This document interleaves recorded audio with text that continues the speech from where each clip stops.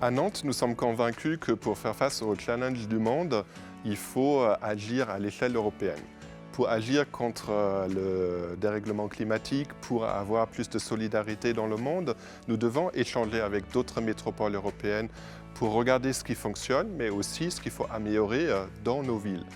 C'est pour ça que Nantes est très engagée dans différents réseaux, notamment Eurocities, pour rencontrer d'autres acteurs.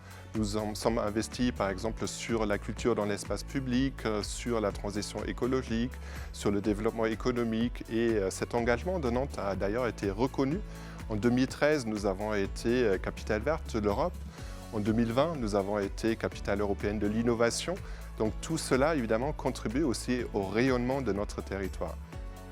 De l'autre côté, nous travaillons pour faire connaître tout ce que l'Europe peut apporter au quotidien des Nantaises et des Nantais en créant en fait un lieu comme celui-ci. Nous sommes ici à Europa Nantes qui réunit l'ensemble des associations qui s'engagent pour l'Europe et pour l'ouverture culturelle.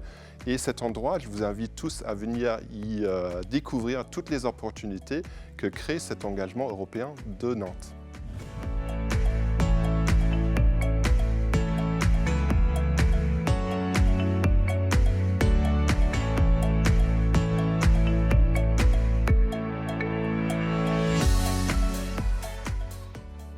Bonjour, bienvenue à Nantes, je suis Aymeric CSO, adjoint à la maire en charge de la culture.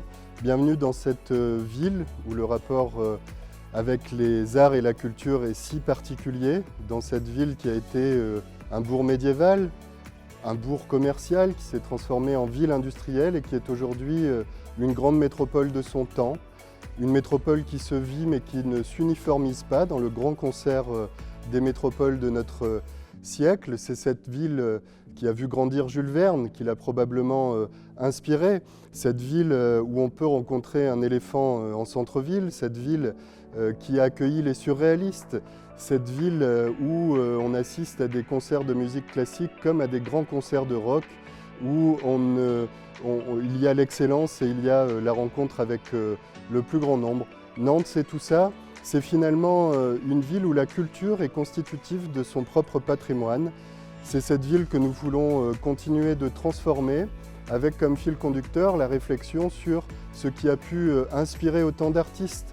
On a parlé de Jules Verne, des surréalistes, on accueille le plus grand festival européen de science-fiction ici. Nous accueillons chaque année des artistes nouveaux qui viennent s'installer.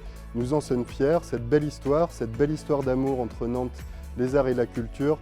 C'est constitutif de l'identité de notre ville et c'est ce que nous voulons continuer de développer dans les prochaines années avec une cité de l'imaginaire qui mettra à l'épreuve cette grande question de l'imaginaire propre de cette ville et avec la belle prétention de faire de Nantes une cité des artistes.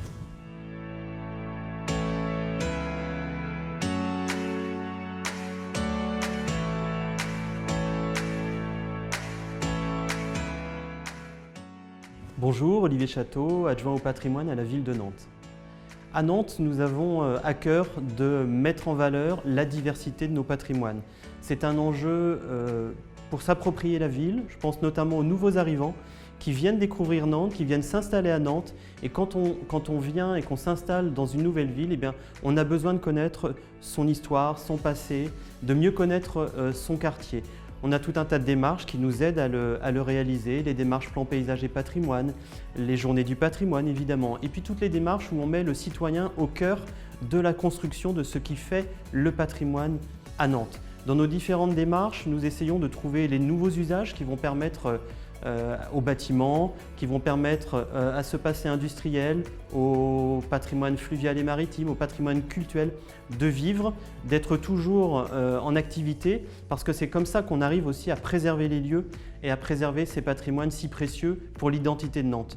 Ce que nous souhaitons faire, c'est évidemment conserver l'identité, la singularité de notre ville et surtout lutter contre une certaine forme d'uniformisation, de standardisation qui pourrait apparaître finalement dans un certain nombre de nos grandes capitales européennes.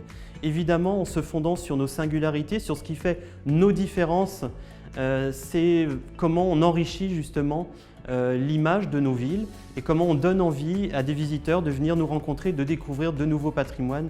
Évidemment, c'est ce qu'on a envie de faire ensemble à Nantes. Alors ces patrimoines, on les construit avec les habitants en leur demandant de participer aux démarches de dialogue citoyen et de dire ce qui pour eux fait patrimoine et comment on construit ensemble la ville. C'est aussi important quand on est dans une ville qui se densifie, qui se construit, qui se reconstruit sur elle-même.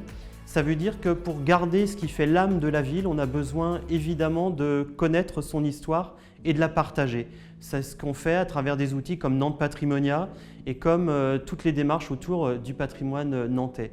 Alors évidemment, pour nous, le patrimoine, il est vivant, il n'est pas figé et c'est avec les Nantais qu'on le construit.